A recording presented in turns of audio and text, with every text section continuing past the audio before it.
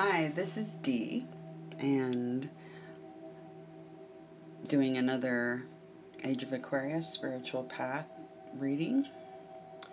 These readings are for those that are here on missions or on spiritual paths as we're going into the Age of Aquarius. Many of you chose to be here at this time right now because it's a significant time for the planet. And many of you signed up for this. And those that are aware of that, welcome to these readings, because these are supposed to help guide you on your path every day so that you know what to expect. So, anyway, let's dig into this one, because I coughed out a lot of info today. We got 3 cards in each of the first 2 slots. So, yeah, they're wanting to talk today. The underlying energy is the convalescent, 4 of Swords. So, we've seen this one pop into the readings of late several times. So, be mindful of that. We have several new cards that have popped out today, though, so they have new information for us. The convalescent, 4 of Swords. Let me clear my throat. Allergy season. And me and mast cell activation disorder. Yeah, it's about our genetics. Trust. And if you have allergies or any sort of autoimmune disorders of any kind, you're definitely one of us, part of the bloodline. And those that weren't aware of that, welcome to the family. Anyway, here we go. The convalescent is the net loss after construction. This is needed rest and restoration after enduring strife. The convalescent is the spirit of nursing you back to full health. Here we see imagery reminiscent of both Key 13, the Reaper, and Key 14, the Angel, a subversion of the classical death and maiden motif. The convalescent is the spirit of a transition phase and is present along your path when you experience affliction. This is the spirit to bring you rehabilitation after fighting battles. Fortune comes to you after you have taken the time to restore both inner and outer balance in your life. So that's the underlying current here. Then, the overall energy for tomorrow, which would be June 11th, 2020, or June 12th, sorry. I think today's the 11th. Yeah, I believe this is for the 12th. Yes, it's for the 12th. I thought so. Just wanted to double check. Don't want to tell you guys wrong. All right. So we have the Hector first, 5 of Swords. Hector was the greatest warrior of ancient Troy, and through that namesake, the Hector is the spirit of indomitable strength, but it is indomitable strength at any cost. The 5 of Swords marks a defeat of your opponents by unfair advantage. The 5 of Swords denotes an imbalance of power in the situation at hand. Heed also, the Hector is the spirit of that which, upon first impression, is predicted by all to be victorious, but who will in the end defeat if you do not learn the important lessons the Hector is here trying to impart to you. Indomitable strength does not come from lording your power over others. It comes from using your charisma to sway others. And we're losing light. And my cards are fuzzing out because of it. Let me see if I can help that in any way. Oh, I don't want my cards to fuzz out. I want it to be in focus.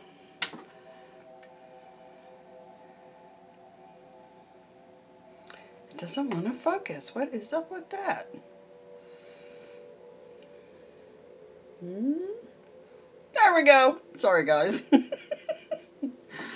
I just wanted you to see the cards. Anyway, that's the Hector that we're working on. And that was the Five of Swords. Remember, it's telling you to use charisma. Don't lord your power or your intellect over others, okay? Know you guys are smart, but try not to be a smarty pants. Okay, next card out, the Hollow Void. Four chalices. That's the Hollow Void.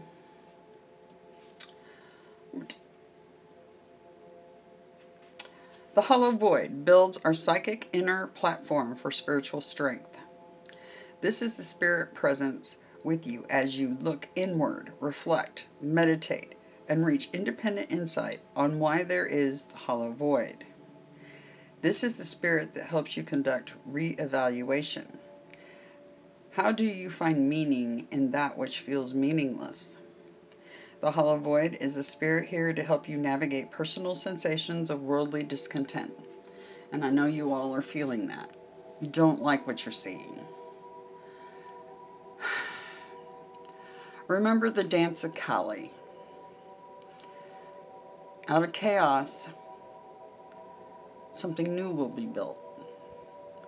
We're entering into the age of Aquarius, and the old paradigm, the trauma-based system, is coming to an end. And there's going to be some chaos in that. So, do keep that in mind. Here, a sorceress goddess of magic and healing, signified by the scorpion perched in the tree, has compelled a divine hand to offer you waters, blended from the mystic sea and the sea of awareness. Spiritual revelation and attainment of worldly knowledge that will fill that hollow void. So try to use charisma. And I know you don't like what you see going on out there, but try to keep in mind what I just told you about the dance of Kali. Out of chaos. It's end of the trauma-based system.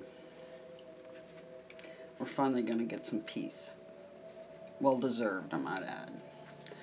All right, the next one is the gardener, which is the Seven of Orbs. The gardener is the nature spirit of low magic and the spirit of harvest. When the gardener appears close by is the presence of the earth goddess. The Seven of Orbs card is a threshold, a special nexus point between the physical realm and the spirit realm. The gardener calls to mind the Magna Mater, the goddess Sibyl, and she appears to you now to help you take what is formless matter within your mind and spirit to yield meritorious work product and presentment of a harvest. The gardener is also a spirit who oversees low magic and can be called upon to assist with the craft, utilizing herbs, stones, roots, oils, and the crafting of charms. The gardener appears to you when you are experiencing success unfulfilled. The Seven of Orbs is a liminal gateway between states of consciousness. When the gardener appears to you, know that you've got an idea, a design, or concept worth investing in. And if you see it through to fruition, you will achieve the security, stability, and material abundance you've been seeking. So lots of overall energy for tomorrow. And then what this is to make your highest priority, this center. First one's the politic. Okay. 3 receptors.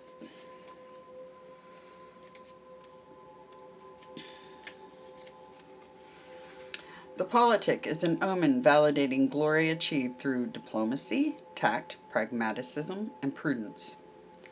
The 3 of Scepters portends expedient success. This is the spirit of ingenuity and wielding your personal brilliance, social intelligence, and psychic dexterity to successfully navigate complicated social or political situations. This is the spirit of established strength by your side.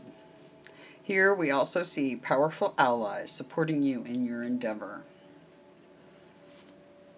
That's a very good card to get. To me, that card represents the druids. And if you're a druid, a witch, a starseed, anyone that's walking the spiritual path, a Wiccan, a lot of you are highly enlightened, maybe to varying degrees, but you're waking up. Talks about that awakening many times in these cards at Four Swords. And you know that what's going on down here is wrong.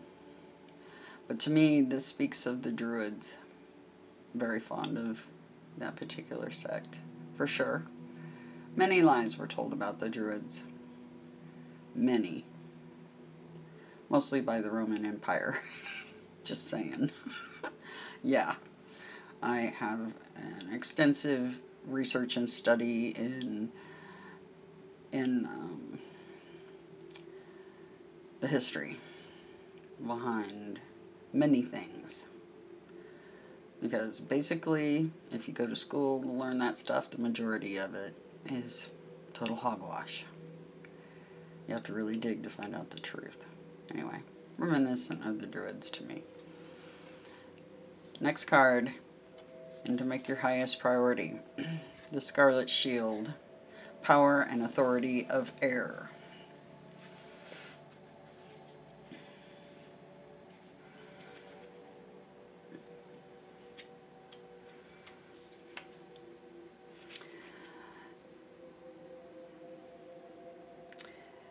Queen of Swords. He, the Queen of Swords, is a shorn one, an Aztec warrior priest, who shall be your formidable line of defense as you charge forth confidently to face your battles. His shield features an eagle devouring a serpent, a divine omen from the gods. When the Scarlet Shield appears to you, he is making his presence known so that you might go forth into combat, taking your stand with might and confidence. When the Scarlet Shield appears, it is time for you to stand your ground, hold your position, and this warrior priest is here, ready to face the fight with you.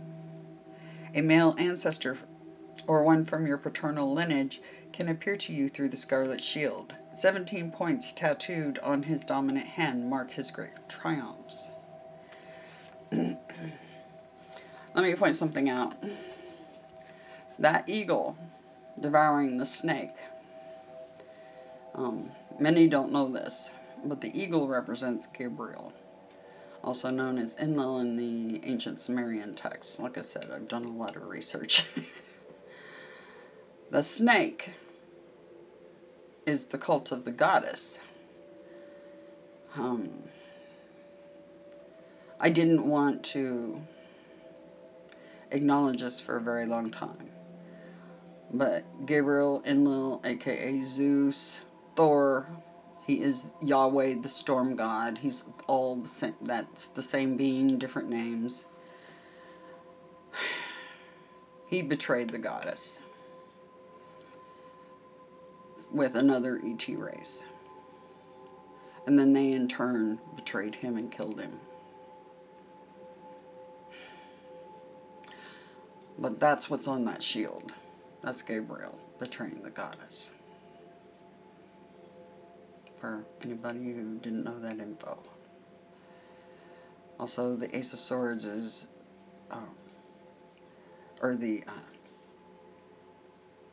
Queen of Swords is, this is Queen of Swords. This is very Aquarius. So, you get a little history lesson sometimes when you see these cards with me.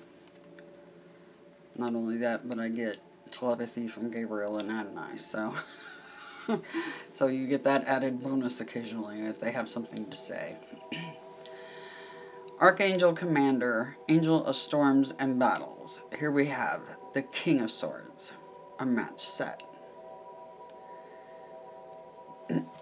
Just wanted to make note of that. This is a match set. Also, keep in mind, the queens are actually the males in this deck. And the kings are females. People think the word king means male. They would be mistaken. King means ruler, period. Could be male or female. Same thing with the gods. People get things confused. Male, female, left, right. Everything's upside down here. Keep that in mind. This is the King of Swords. Angel of Storms and Battles. Do remember also, Gabriel is the storm god. Okay? But he's not the only one that had the ability to manipulate the elements. Specifically storms. Alright. The King of Swords is the lead commander of the divine forces. And Gabriel is the lead commander of the divine forces. Esc ad finum. We shall fight to the very end. He is the most powerful and most formidable of heaven's warriors. His full title is Archangel Commander of Light. The Archangel Commander appears to you now to bring strength, conviction, courage, and manifest fearlessness. He is tasked to assist you with navigating the storms, inner and outer, and to defeat any demons that threaten you to harm you. The King of Swords is your divine warrior, who will lead heavenly armies against your adversaries. When the Commander of Light appears to you, it is because you need reinforcement, and now that spiritual reinforcement has come, led at the helm by your greatest champion, the Archangel Commander. You're preparing for a fight, and the Archangel Commander appears to you now in advocacy of your cause. And remember how that fight is for us. For us, it's not a battle. It's not a physical battle if we can avoid it. Because we win this and move into the age of Aquarius, peace, by projecting love down to the planet, to everything on the planet, all the people, all the animals, all the plant life, everything. And then project your love, and not just love, but compassion and gratitude. Love, compassion, gratitude. Those are the things that are most lacking right now. Project that into the planet, everything on it, and out to the cosmos. That's the war we're fighting. We're fighting to get love and compassion back. Okay? And it's a weird war, I know. But keep in mind, you do have a match pair here fighting by your side.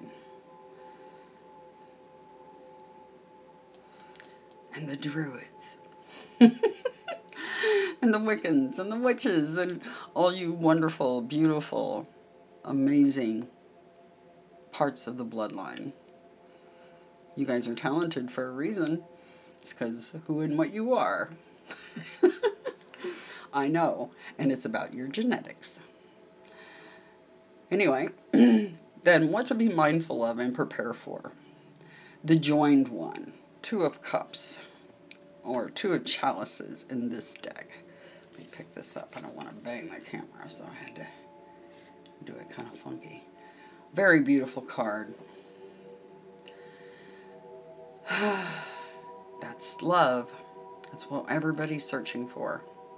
Everybody's in search of that one significant thing. And love from everybody else. Just imagine what this planet would be like if everybody could live in that. Age of Aquarius, here we come. It's going to be a challenge, but we can do it, I'm certain.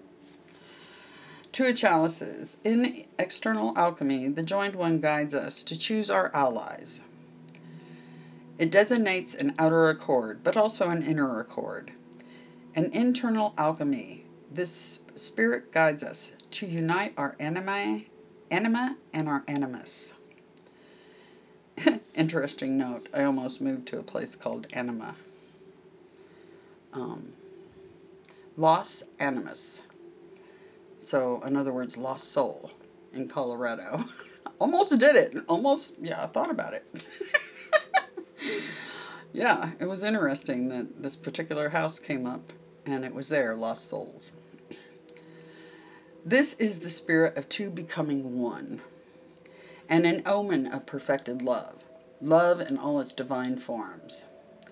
Abyssius, abyssium invocet.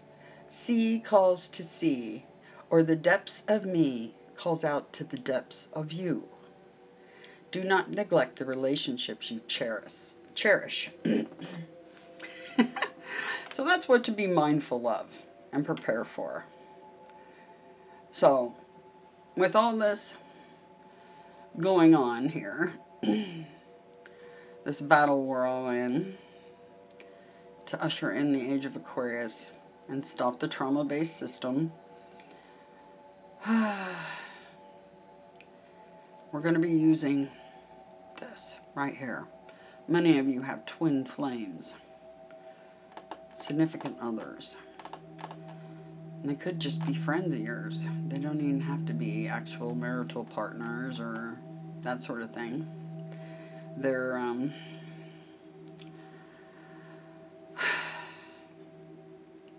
really important because you guys are each other's support network. And I know that many of the witches and many of the tarot readers and many of you have kind of had little inner battles and struggles within your little pockets of your particular area of expertise. Keep this in mind. We need to turn that focus outward, not towards each other. Anyway, remember the Two of Cups. That's important. Okay? Love you guys. Out past the moon, the stars, and the cosmos. Man, it's going to be a hell of a ride. I can't wait. And I bet you guys, yeah, get your popcorn. It's going to be fantastic. It's going to be crazy. Trust. Some cray-cray. Like I said, the dance of Kali. Yeah. Anyway, love you guys. Have a brilliant TGIF. Hell yeah. Bye.